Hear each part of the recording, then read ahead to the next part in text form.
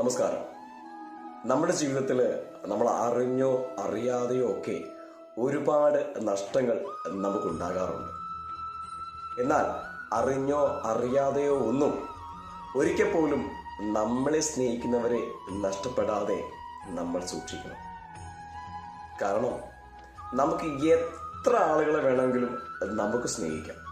അത് 1000 ആകാം, 10,000 ആകാം, ലക്ഷമാകാം. എന്നാൽ മറ്റൊരാളാൽ നമ്മൾ സ്നേഹിക്കപ്പെടുക എന്നുള്ളത് ചെറിയൊരു കാര്യമല്ല.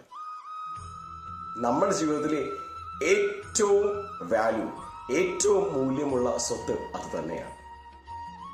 എന്നാൽ പലപ്പോഴും ഇത് നഷ്ടപ്പെട്ട് കഴിയുമ്പോഴാണ് ഇതിൻ്റെ യഥാർത്ഥ മൂല്യം നമ്മൾ മനസ്സിലാക്കുന്നത്.